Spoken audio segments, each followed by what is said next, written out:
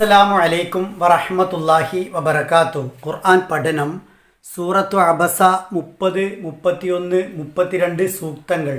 ബിസ്മില്ലാഹിർ റഹ്മാനിർ റഹീം.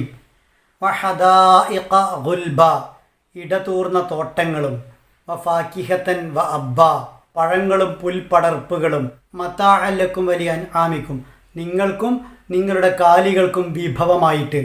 വഹദായിഖ, തോട്ടങ്ങളും, ഗുൽബ, ഇടതൂർന്ന, ഫാക്കിഹത്തൻ, പഴങ്ങളും, അബ്ബ, പുല്ലും, മതാഅൻ, വിഭവമായിട്ട്, ലക്കും, നിങ്ങൾക്കും, വലിയ അൻആമിക്കും, നിങ്ങളുടെ കാലികൾക്കും. ചില പ്രത്യേക കാർഷിക വിളകളെ പേരെടുത്ത് പറഞ്ഞ ശേഷം അള്ളാഹു ഇവിടെ മൊത്തത്തിൽ തോട്ടങ്ങളെക്കുറിച്ചാണ് പറയുന്നത്. ചുറ്റുമതിലും അതിരുമെല്ലാമുള്ള വളരെ തലയെടുപ്പുള്ള മരങ്ങൾ വളരുന്ന ഫലഭൂയിഷ്ടമായ തോട്ടം, ഹദായിഖ്.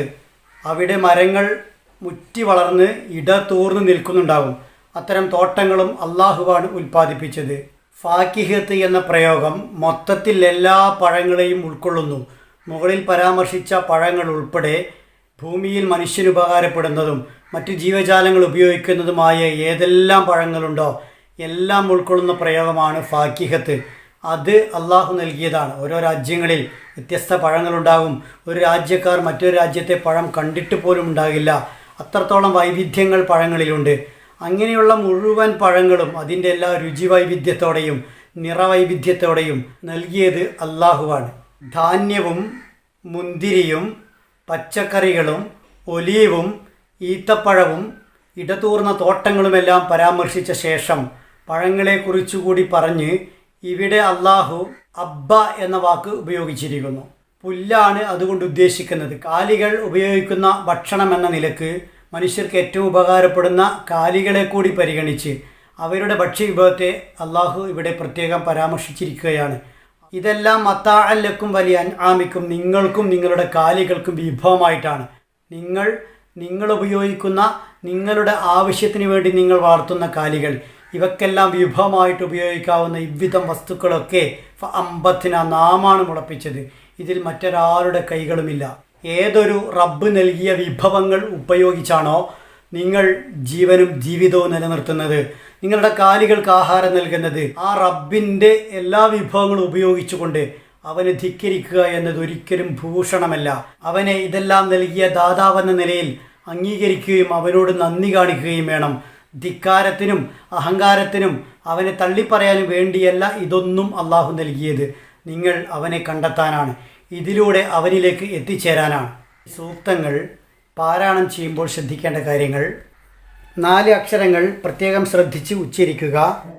ഹ, ഹ, ഐൻ, ഐൻ, ഗൈൻ, ഗൈൻ, ഗൈൻ, ഖാഫ്, ഖാഫ്.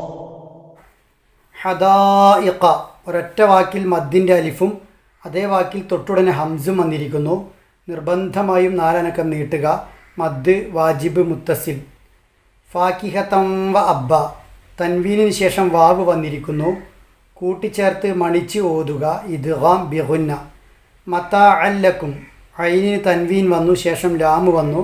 സുക്കൂനുള്ള നൂനിനോ തൻവീനിനോ ശേഷം ലാമ്, റാ എന്നീ അക്ഷരങ്ങളിൽ ഏതെങ്കിലും ഒന്ന് വന്നാൽ അവിടെ കൂട്ടിച്ചേർക്കണം. എന്നിട്ട് മണിക്കാതെ ഓതണം. ഇദ്ഗാം ബില ഗുന്ന. വലി അൻആമിക്കും, സുക്കൂനുള്ള നൂനിന് ശേഷം ഐന് വന്നിരിക്കുന്നു. ഒട്ടും മണിക്കരുത്, വെളിപ്പെടുത്തി ഓതുക. ഇൽഹാർ. وحدائق غلبا وفاكهة وأبا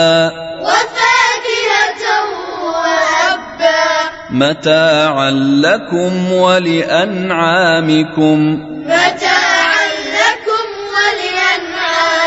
അല്ലാഹു സുബ്ഹാനഹു വ തആല നന്ദിയുള്ള ദാസന്മാരിൽ നമ്മെ എല്ലാം ഉൾപ്പെടുത്തി അനുഗ്രഹിക്കുമാറാവട്ടെ.